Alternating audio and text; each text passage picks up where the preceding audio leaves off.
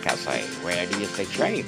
Thoughts find out, and every conversation explores the art of thinking beyond the obvious. And today I have my special guest. He's a personal financial coach. Let's start the tug of war with your personal finances. None other than Mr. Connor Tyson. Yes. Welcome, Mr. Connor on After Essay. And can you please introduce more about yourself that Yeah. I So, missed? my name's Connor Tyson from New York. New York, New York. The city's so great they named it twice. Hmm. Yeah, married, kids. Do personal financial coaching. I'm a financial coach. Two kids, happily married. Everything's good. And thank you so much for sharing your knowledge and wisdom to the world, Mr. Connor. Thank you. And today let's talk about how to win with money. How do we win with Okay. money? Yes. When we So, say win with money, what does the actually mean? Is it specific yeah, net worth number, or is it a feeling of freedom or a security that we are really after? yeah. It's what you define it as a win, right? So it's not up to me to Mm-hmm. define that for you. It's usually a feeling.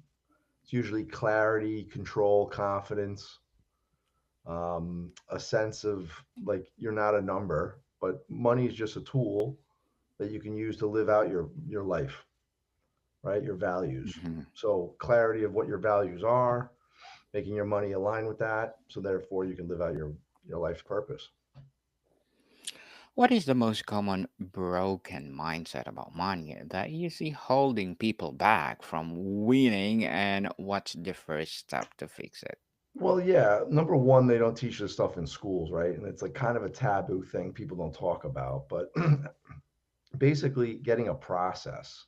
Most people don't have a process with their money. They're kind of just willy nilly, whack a mole, like just winging it, you know? Money comes, money goes, and having a process and rules of what you're going to do with money when you get it, right? So there's three things you can do with money. You can save it, you can spend it, you can give it, and then you have to assign every dollar a job, Mm-hmm. right? And the biggest roadblock I see is people just don't have it's more habits and behaviors. It's not knowledge, right? It's not lack of knowledge. Most people know what to do to become wealthy or free. It's like you can ask anybody, right? So it's like spend less than I make, save, avoid debt, give.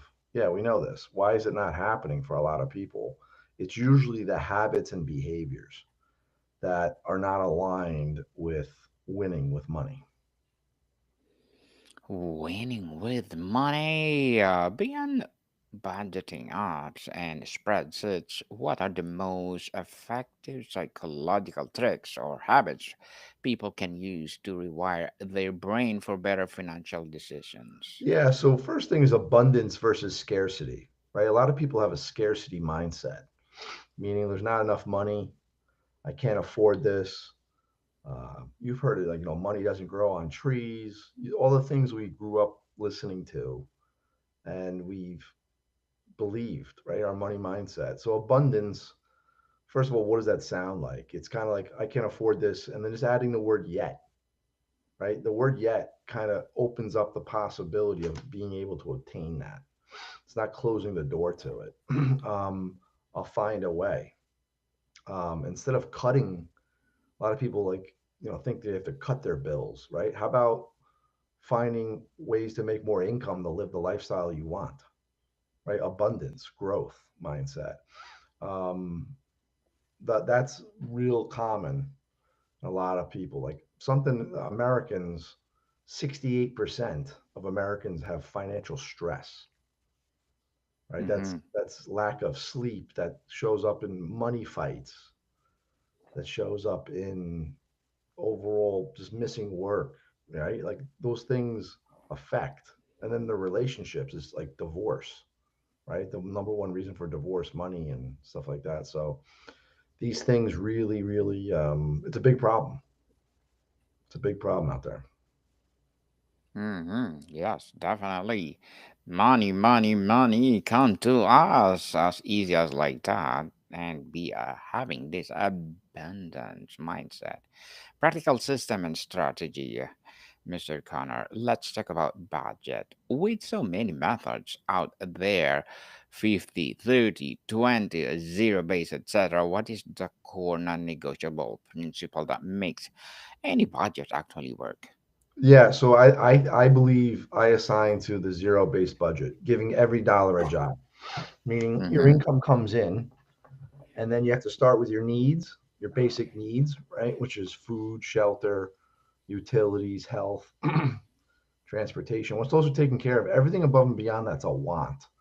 And you have to just kind of prioritize your wants and then have a savings for the what if, right? What if I get sick? What if I lose my job? What if, right? So you have to prepare for things in the future, being proactive, right? So Christmas is coming up, shouldn't be a surprise, right? It's December 25th every year. Why is it that people don't have the money sometimes to pay for the grocery, the Christmas gifts, right? You had 12 months to put aside some money every month for that specific goal, right? And Mm-hmm. so it's really having holding places for the things you want to see happen in your life that are assigned to money. Yes, definitely. And Mr. Connor, Yeah. the latte factor is a famous concept. What is the less obvious but far more significant leak in the average person's finances that might be completely overlooking? Say it again.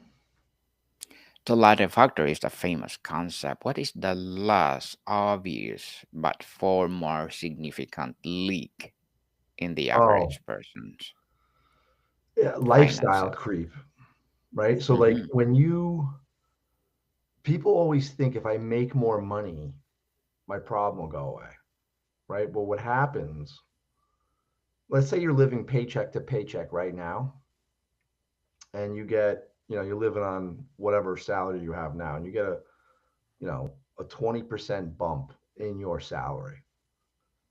What happens in a year, year and a half, that person ends up becoming paycheck to paycheck again. It's not one habit leak or anything like that. It's like death by a thousand cuts because of lack of intentionality, not having clarity and focus. That's what I've seen over and over and over again. It's not the amount of money. The funny thing about being a money coach is never has to do with the money.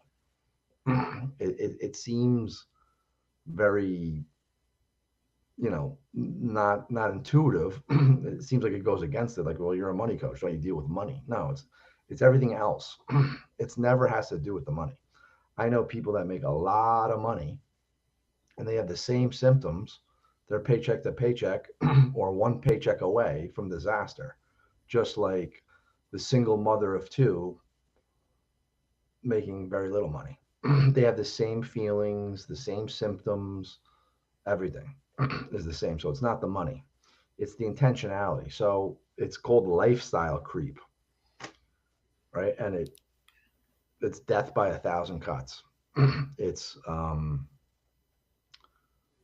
to your earlier point, it's kind of like, yeah, the latte factor, right?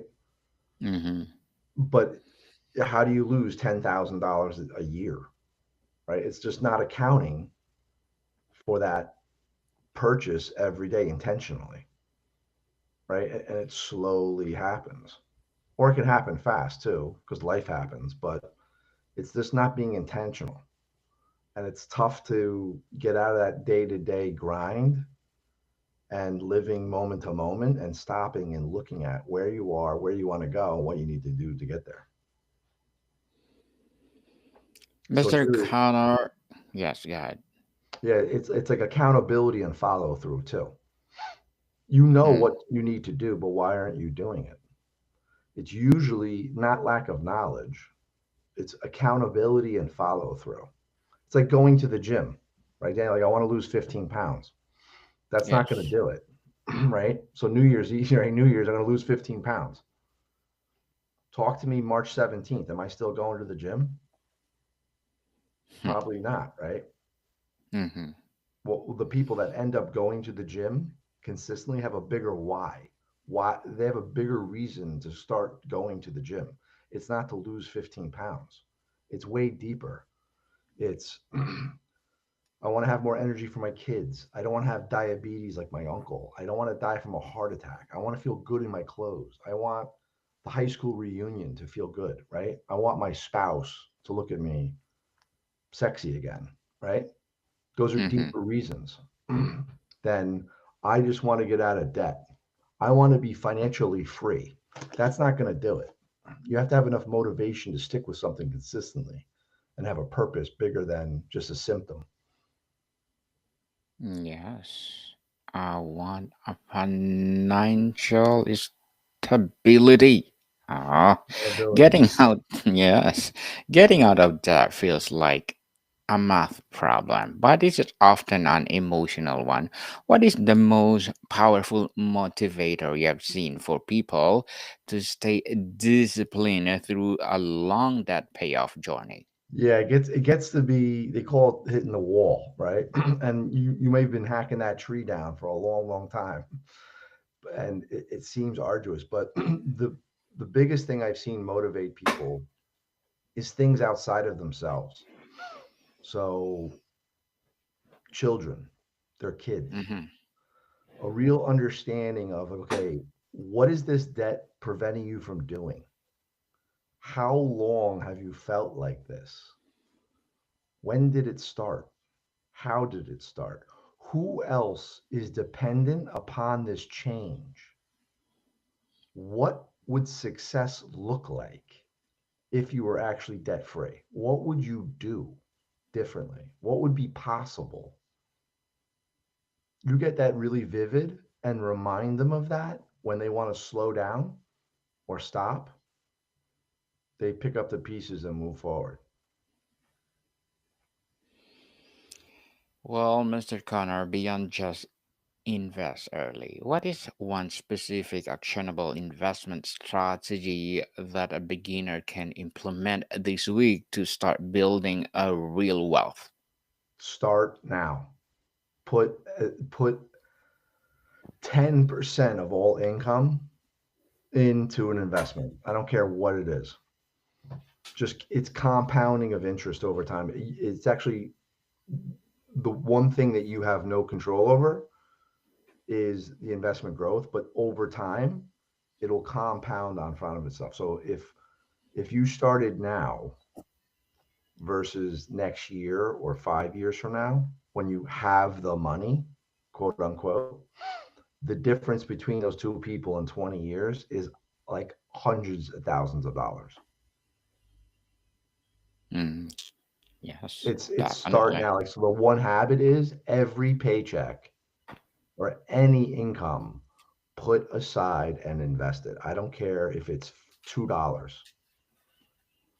I don't care if it's $200, $50, whatever it is, keep sending it in systematically every time you get paid.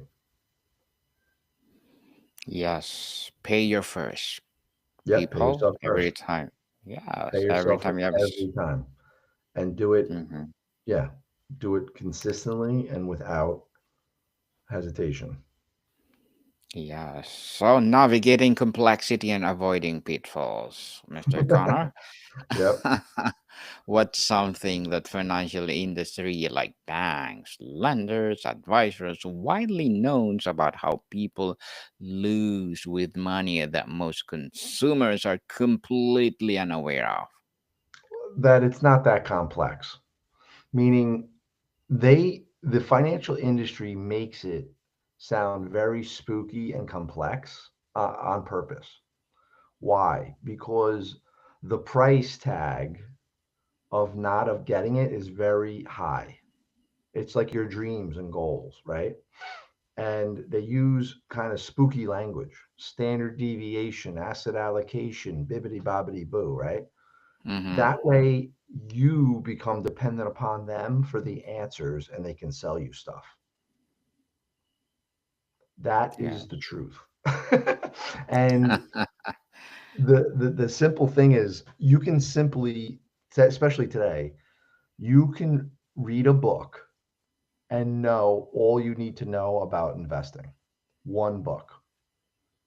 Or you can just go into ChatGPT Mm-hmm. for a day and just keep asking it questions and why does this matter and what else do I need if I'm starting. And the point is it's not knowledge, right? It's habits and behaviors. Once you know what you need to do, it's doing it. That's what matters. Mm-hmm.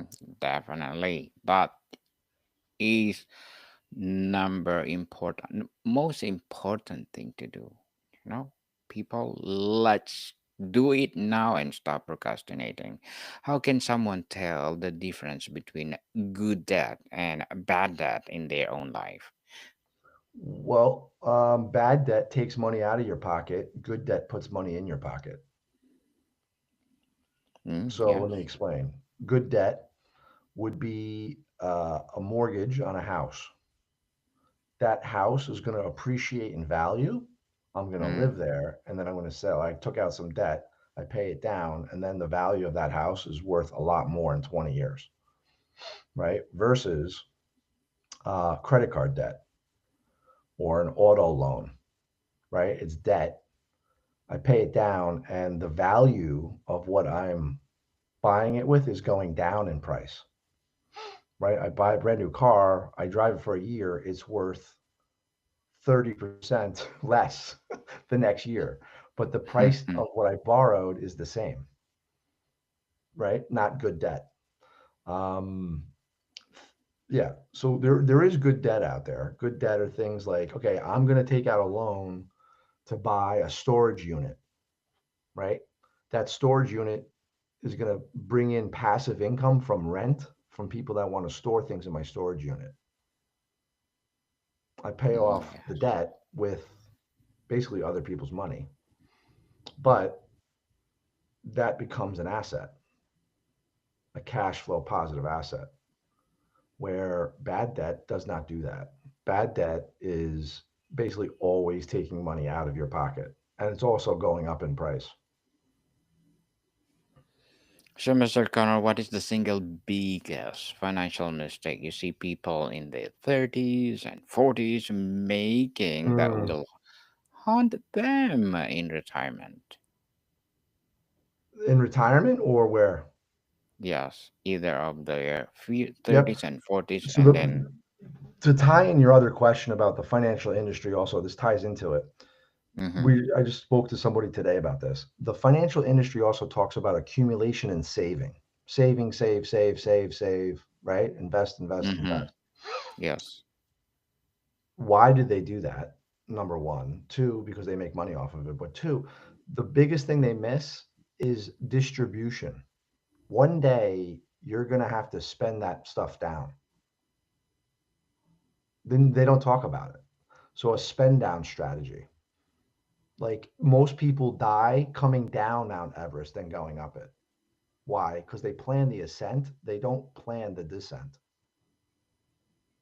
So that's one of the biggest missed opportunities of people's planning. How are you going to withdraw the money so you actually don't run out of money? So that's two things. Mhm. Interesting, Mr. Connor. Insurance, warranties, and subscription services are often slow leaks.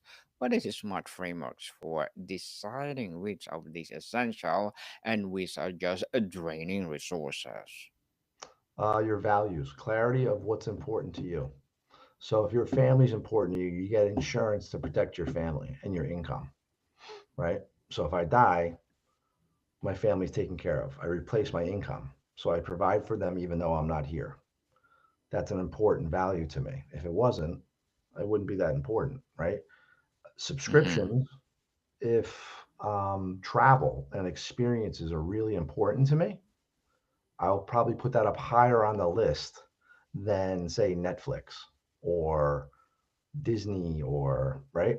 some of those other subscriptions that don't really do anything. Now, there are subscriptions that provide a lot of value to people, like podcasts, right? Where they get Yes, knowledge and insights and makes them better personal development wise. That might be a really yeah, strong value to them. So it's really definitely. having clarity of your values and aligning your money with your values. And if you do that, you're actually excited to do budgeting, which is money planning. That's all it is. It's telling your money where to go before it leaves. And right, money's a really, really, you know, bad, really good servant, really bad master, right? So you have to tell it what to do. Otherwise, it'll tell you what it did. Mhm. So, Mr. Connor, is winning with money more about ruthless frugality or aggressively increasing your income? What is the right balance and why? I think it has to do with intentionality. I don't really tell people what to do with their money, believe it or not. It's Mm-hmm. really aligning habits and behaviors of what's important to them, right? So, cutting frugality is like a cutting things is kind of like a scarcity mindset where growing income is abundance. People want to have choices and options. I'm all about giving you more choices and options.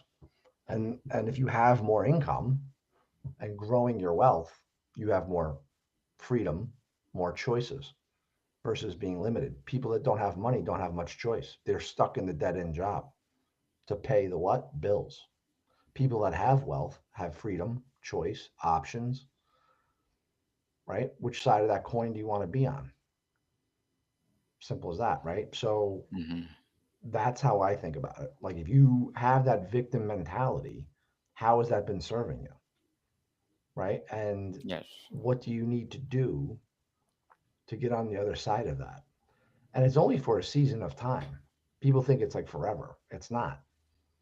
It's you have to do the right thing consistently with intentionality for a short period of time. When I say short, maybe 3, 4, 5 years, and then set it on autopilot, and you're basically good. Mr. Connor, as a personal financial coach, what are your short term and long term goals?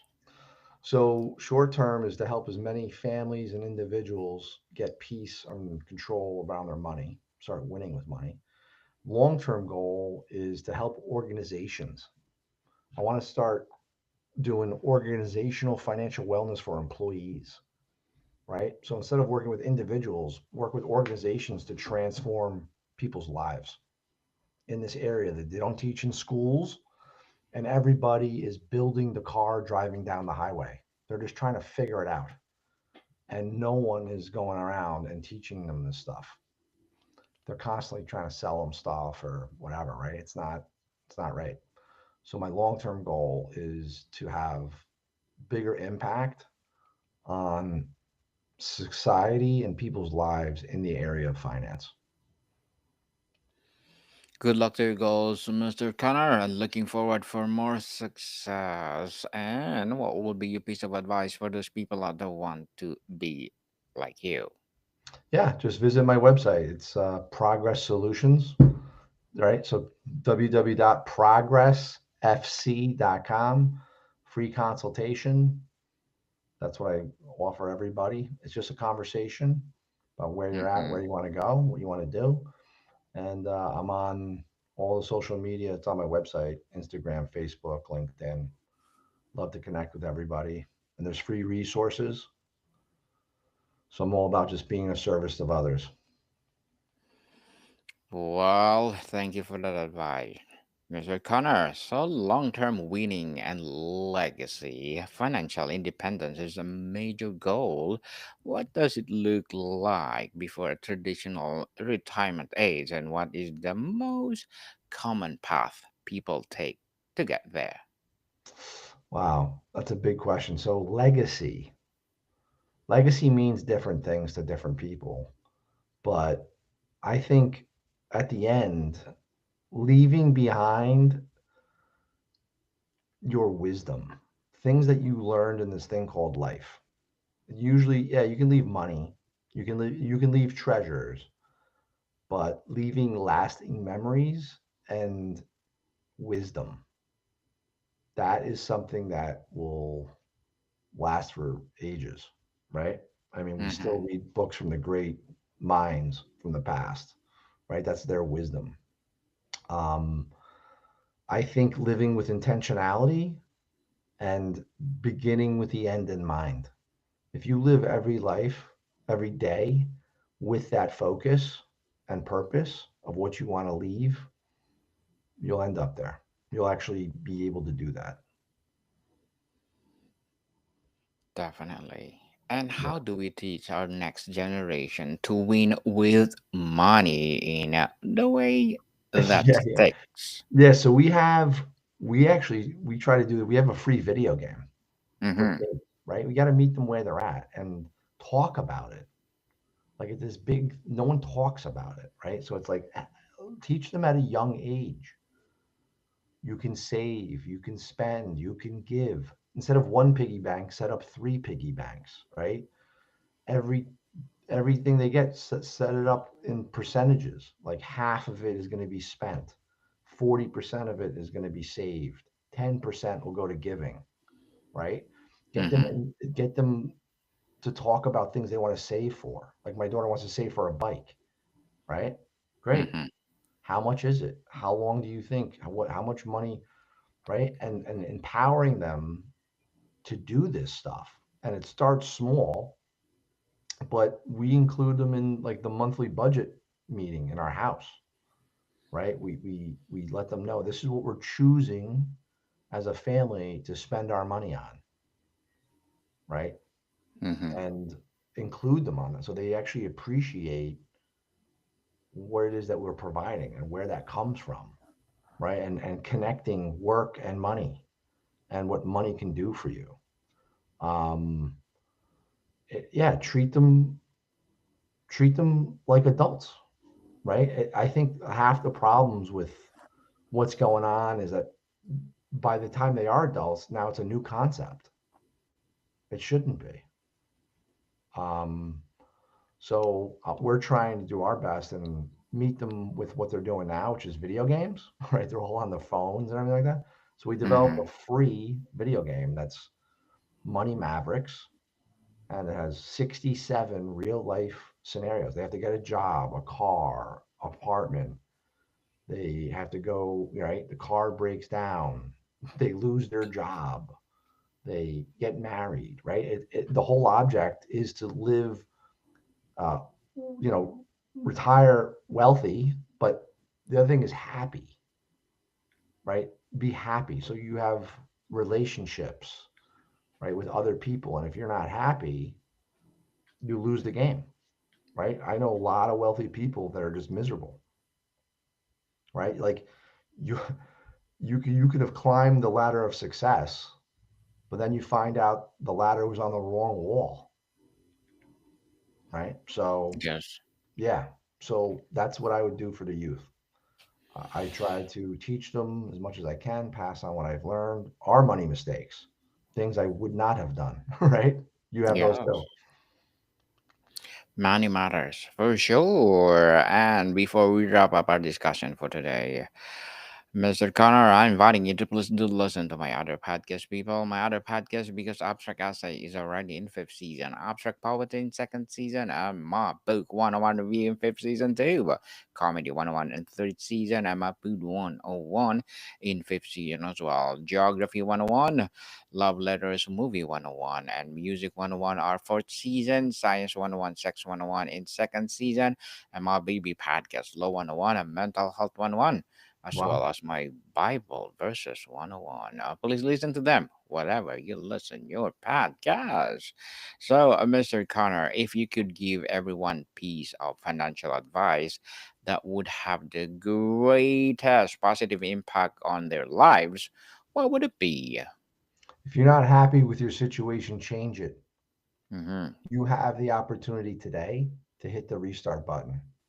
Rewrite your script. You have that power within you.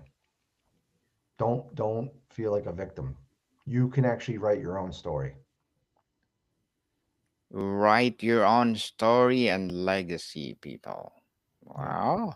Thank you so much for sharing your knowledge and wisdom to the world, Mr. Connor Thank you.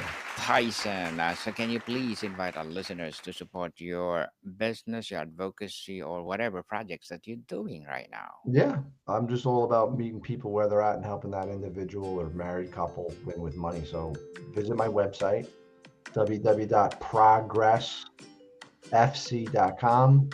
Check me out on social media, and hopefully we meet in the future. Yes, people, let's support Mr. Connor Tyson because if you support him for sure, more and more empowering advocacy like this to come. So, Mr. Connor, thank you so much for your time. Thank you, Daniel. More to come, people. See you soon.